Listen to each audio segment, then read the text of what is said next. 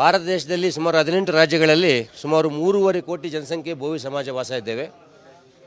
ಆರ್ಥಿಕವಾಗಿ, ಶೈಕ್ಷಣಿಕವಾಗಿ, ರಾಜಕೀಯವಾಗಿ ತುಂಬ ಹಿಂದುಳಿದಂಥ ಜನಾಂಗ. ಸುಮಾರು 10 ವರ್ಷಗಳಿಂದ ಇಡೀ ದೇಶದಲ್ಲಿ ಸುಮಾರು 18 ರಾಜ್ಯದಲ್ಲಿ ನಮ್ಮ ಸಮಾಜವನ್ನು ಸಂಘಟನೆ ಮಾಡ್ತಾ ಇದ್ದೇವೆ. ಕರ್ನಾಟಕ ರಾಜ್ಯದಲ್ಲಿ BJP ಸರ್ಕಾರ ಇದ್ದಾಗ ಬೋವಿ ಅಭಿವೃದ್ಧಿ ನಿಗಮ ಮಾಡಬೇಕು ಅಂತ ನಿರ್ಧಾರ ಮಾಡಿತ್ತು. ನಂತರ ದಿನಗಳಲ್ಲಿ ಬೋವಿ ಅಭಿವೃದ್ಧಿ ನಿಗಮ ಜಾರಿಯಾಗಿದೆ.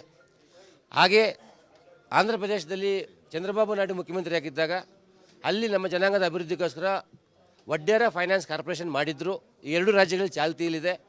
ಹೀಗೆ ಭಾರತ ಸರ್ಕಾರದಲ್ಲಿ ಸುಮಾರು 3.5 ಕೋಟಿ ಜನಸಂಖ್ಯೆ ಇರತಕ್ಕಂಥ ಬೋವಿ ಸಮಾಜಕ್ಕೋಸ್ಕರ ರಾಷ್ಟ್ರ ಮಟ್ಟದಲ್ಲಿ ಓಡ್ ಕಮ್ಯುನಿಟಿ ಅಂತ ಹೇಳ್ತೇವೆ, ಓಡ್ ಡೆವಲಪ್ಮೆಂಟ್ ಕಾರ್ಪೊರೇಷನ್ ಮಾಡಿ ಒಂದು ಕಮಿಟಿ ಭಾರತ ಸರ್ಕಾರದ ಮಟ್ಟದಲ್ಲಿ ಕಮಿಟಿ ಮಾಡಿ ಪ್ರತಿ ವರ್ಷ 1,000 ಕೋಟಿ ರೂಪಾಯಿನ ಅನುದಾನವನ್ನು ಬಜೆಟ್ ಇರಬೇಕು. ಬೋವಿ ಜನಾಂಗದ ಓಡ್ ಸಮಾಜದ ಬೇರೆ ಬೇರೆ ರಾಜ್ಯದಲ್ಲಿರ್ತಕ್ಕಂಥ ಜನ ಆರ್ಥಿಕವಾಗಿ, ಶೈಕ್ಷಣಿಕವಾಗಿ ಮೇಲೆ ಬರಲಿಕ್ಕೆ ಸಹಾಯ ಆಗ್ತದೆ. ಹಾಗಾಗಿ ಭಾರತ ಸರ್ಕಾರಕ್ಕೆ ನಾವು ಫೆಬ್ರವರಿಯಲ್ಲಿ ತಾಲ್ಕಟೋರ ಸ್ಟೇಡಿಯಮಲ್ಲಿ ನ್ಯಾಷನಲ್ ರಾಷ್ಟ್ರ ಮಟ್ಟದ ಒಂದು ದೊಡ್ಡ ಸಮಾವೇಶವನ್ನು ಮಾಡಿ ಪ್ರಧಾನಮಂತ್ರಿಗಳನ್ನು ಕರೆದು ಅವ್ರ ಸಮ್ಮುಖದಲ್ಲಿ ಡಿಮಾಂಡ್ ಮಾಡಿ ಬೋವಿ ಅಭಿವೃದ್ಧಿ ನಿಗಮ ಹೇಗಾಗಿದೆ ಕರ್ನಾಟಕದಲ್ಲಿ ಹಾಗೆ ಭಾರತ ದೇಶದಲ್ಲಿ ಕೂಡ ಓಡ್ ಡೆವಲಪ್ಮೆಂಟ್ ಕಾರ್ಪೊರೇಷನ್ ಮಾಡಬೇಕು ಮತ್ತು ಭಾರತ ಸರ್ಕಾರದಲ್ಲಿ ಕನಿಷ್ಠ 2 MOS ರ್ಯಾಂಕಿನ ನಿಗಮ ಮಂಡಳಿ ಅಧ್ಯಕ್ಷರನ್ನು ಮಾಡಬೇಕು. ಬೇರೆ ಬೇರೆ ನಿಗಮಗಳಿಗೆ ಮೆಂಬರ್ಗಳನ್ನ ಮಾಡಬೇಕು ಮತ್ತು ನಮ್ಮ ಜನಾಂಗ ರಾಜಕೀಯವಾಗಿ ಹಿಂದುಳಿದಿದೆ.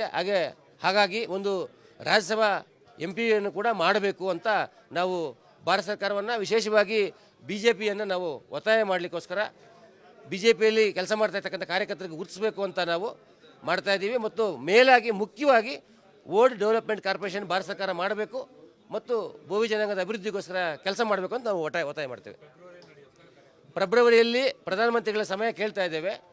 ಫೆಬ್ರವರಿಯಲ್ಲಿ ದೆಹಲಿ ಚುನಾವಣೆಯೂ ಇದೆ. ಅದನ್ನು ನೋಡಿಕೊಂಡು ಪ್ರಧಾನಮಂತ್ರಿಗಳ ಸಮಯ ನೋಡಿಕೊಂಡು ಒಟ್ಟು ಫೆಬ್ರವರಿ ಅಥವಾ ಮಾರ್ಚಲ್ಲಿ ರಾಷ್ಟ್ರಮಟ್ಟದ ಸಮಾವೇಶವನ್ನು ಮಾಡಲಿಕ್ಕೆ ನಾವು ತಯಾರಿ ಮಾಡ್ತಾ ಇದ್ದೇವೆ. ಇದು ಪೂರ್ವಭಾವಿ ಸಭೆ, ರಾಷ್ಟ್ರೀಯ ಕಾರ್ಯಕಾರಿಣಿ ಸಭೆ ಹಾಗೂ ಪೂರ್ವಭಾವಿ ಸಭೆ. ಈ ಸಭೆಯಲ್ಲಿ ಸುಮಾರು 12 ರಾಜ್ಯದ ಪ್ರತಿನಿಧಿಗಳು ಭಾಗವಹಿಸಿದ್ದಾರೆ. ಕರ್ನಾಟಕದವರು ಕೂಡ ಭಾಗವಹಿಸಿದ್ದಾರೆ.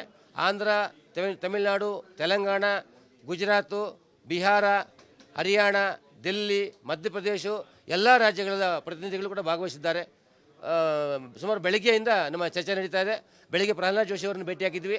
ಪ್ರಹ್ಲಾದ್ ಜೋಶಿ ಅವರಿಗೆ ನಾವು ಮನವಿಯನ್ನು ಮಾಡಿದ್ದೀವಿ, ಪ್ರಧಾನಮಂತ್ರಿಗಳ ಗಮನಕ್ಕೆ ತಗೊಂಬನ್ನಿ ಮತ್ತು ಈ ಬೋವಿ ಓಲ್ಡ್ ಡೆವಲಪ್ಮೆಂಟ್ ಕಾರ್ಪೊರೇಷನ್ ಮಾಡೋ ನಿಟ್ಟಿನಲ್ಲಿ ಒಂದು ಸಹಾಯ ಮಾಡಿ ಅಂತ ಕೂಡ ನಾವು ಕೇಳಿದ್ದೇವೆ. ಸಹಜವಾಗಿ ಸರ್ಕಾರ ಅದ್ರ ಬಗ್ಗೆ ಯೋಚನೆ ಮಾಡುತ್ತೆ.